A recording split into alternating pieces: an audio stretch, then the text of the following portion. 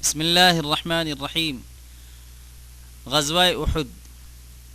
عہد نبوی میں مدینہ منورہ کا جبل احد پہاڑ تک یہ خیالی خاکہ ہے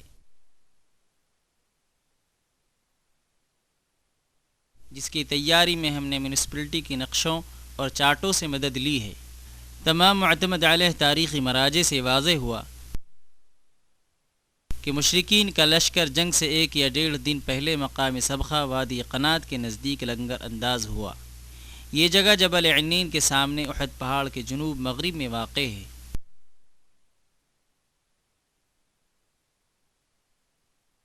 مشرکین نے اپنے اونٹ اور گھوڑوں کو سمغہ میں آزاد چھوڑ دیے۔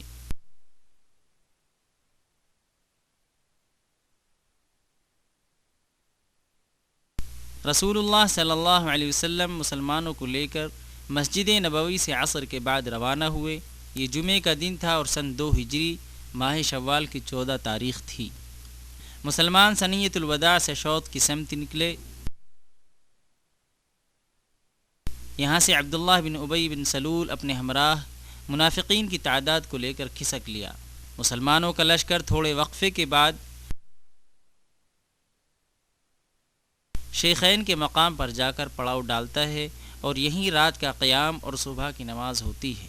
مسلمان راستے میں تھوڑے مشرق کی سمت ہو کر آگے بڑھے تاکہ مشرکین کے قریب سے ہو کر گزرنا نہ ہو، اور قبیلہ بنو حارثہ کے محلے سے ہوتے ہوئے وادی قنات سے قریب جبل احد کی گھاٹی میں لنگر انداز ہوئے۔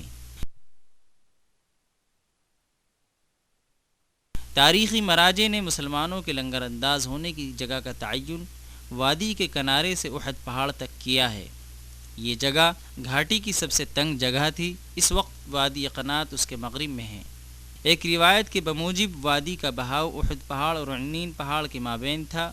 یہ وادی خشک تھی، گہرائی بھی زیادہ نہ تھی، اور اس جگہ کا انتخاب نہایت حکمت پر مبنی تھا اور ایسے دشمن سے مقابلے کے لیے موزوں جگہ تھی جس کی تعداد کثیر ہو۔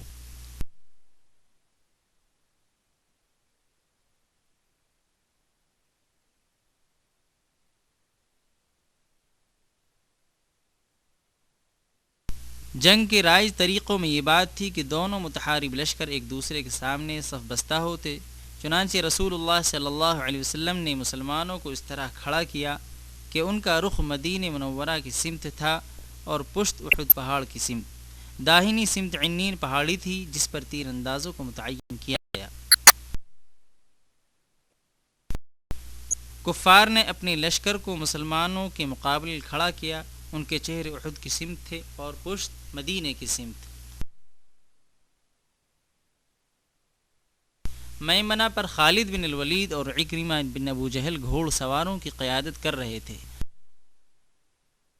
تمام روایات کے جمع کرنے سے پتہ چلتا ہے کہ جنگ کا نقشہ یہ تھا۔ طلحہ بن ابو طلحہ مشرکین کے جھنڈا لیے ہوئے مقابلے کے لیے آگے بڑھا۔ اس کے مقابلے کے لیے حضرت علی رضی اللہ عنہ نکلے۔ حضرت علی رضی اللہ عنہ نے طلحہ کو قتل کر دیا۔ اس کے بعد اس کا بھائی عثمان آگے بڑھا جس کے مقابلے کے لیے حضرت حمزہ رضی اللہ عنہ نکلے اور انہوں نے اس کا کام تمام کیا۔ مشرکین آگے بڑھے اور مسلمانوں نے پیش قدمی کی اور اس جز میں معرکہ شروع ہوا، ایک فرد کا دوسرے سے۔ مسلمانوں نے اپنی توجہ مشرکین کے علم برداروں پر مرکوز کی اور ان میں کے ایک بعد دیگر 8 کو قتل کیا، جس کی وجہ سے ان کے جھنڈے گر گئے۔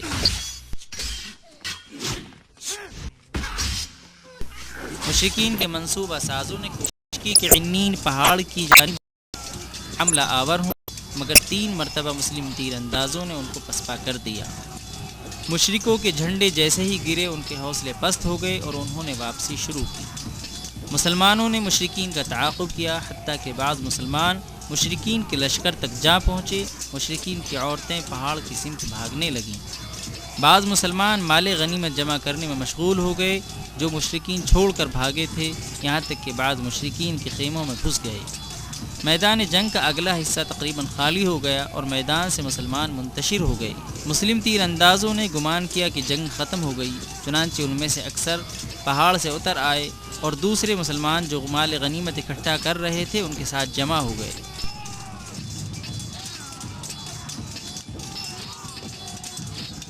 جبکہ ان کے قائد نے ان کو روکا تھا اور رسول اللہ صلی اللہ علیہ وسلم کی وصیت یاد دلائی کہ اپنی جگہ کو نہ چھوڑنا۔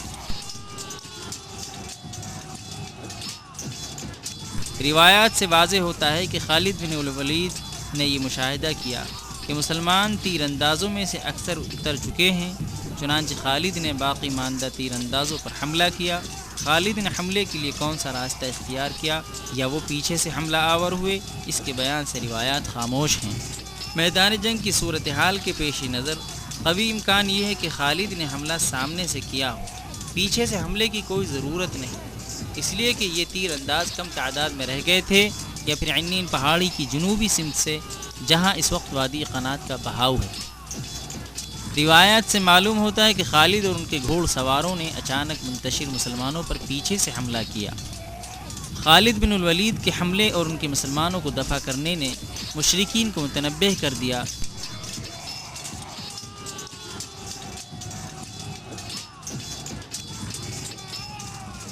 چنانچہ عمرہ حارثہ نے علم اٹھایا، اس کے بعد ہی مشرکین جمع ہونے شروع ہو گئے اور دوبارہ مسلمانوں پر حملہ آرائی شروع کی، جس کی وجہ سے جنگ کا نقشہ بدل گیا، مسلمان منتشر ہو گئے اور مشرکین جمع ہو گئے۔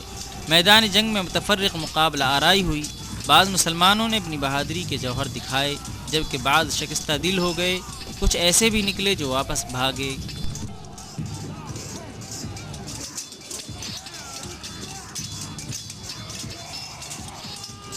معرکے میں مصعب بن عمیر رضی اللہ عنہ مہاجرین کے علم بردار شہید ہوئے، جس کی وجہ سے جھنڈا گر گیا، ان کے علاوہ بھی بعض دیگر مسلمان شہید ہوئے۔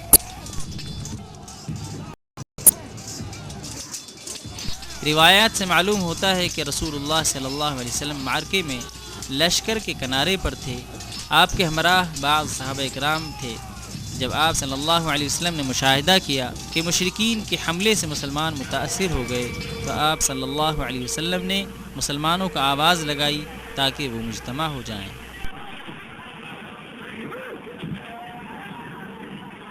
مشرکین میں سے بعض نے رسول اللہ صلی اللہ علیہ وسلم کی آواز کو سنا تو آپ صلی اللہ علیہ وسلم کی سمت طلب کے تاکہ معاذ اللہ آپ کا کام تمام کر دیں۔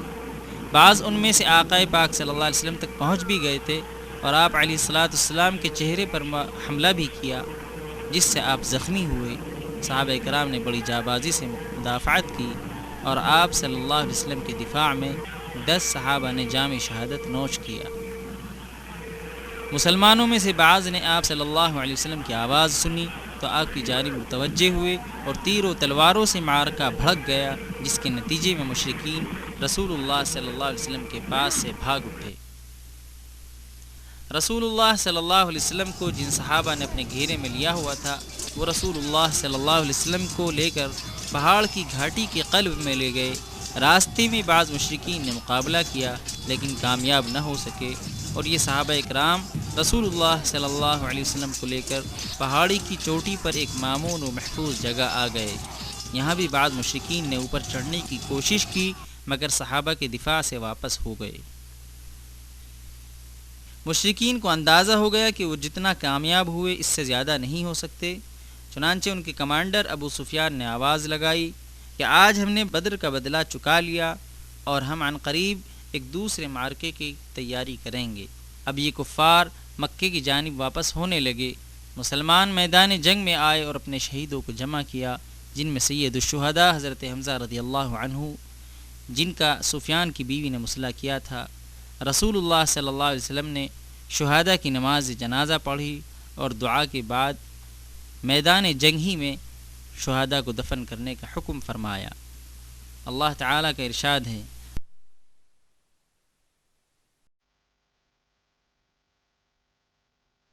وَلَقَدْ صَدَقَكُمُ اللَّهُ وَعْدَهُ إِذْ تَحُسُّونَ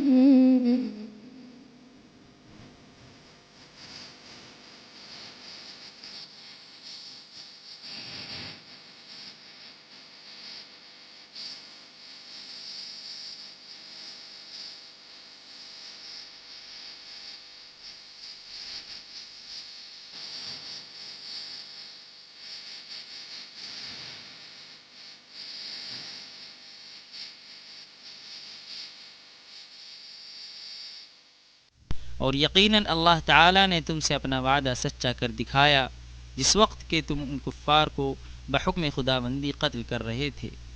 اس معرکے سے متعلق بعض قرآنی آیات نازل ہوئیں جن میں نصیحتیں اور عبرتیں ہیں۔ اہل ایمان کو، ان میں مسلمانوں کو اور اللہ اور اس کے رسول صلی اللہ علیہ وسلم کی اطاعت کی ترغیب دی گئی ہے، اور کہا گیا ہے کہ دشمن کے مقابلے کے وقت صبر کا دامن ہاتھ سے نہ جانے دیں اور اللہ پر بھروسہ رکھیں۔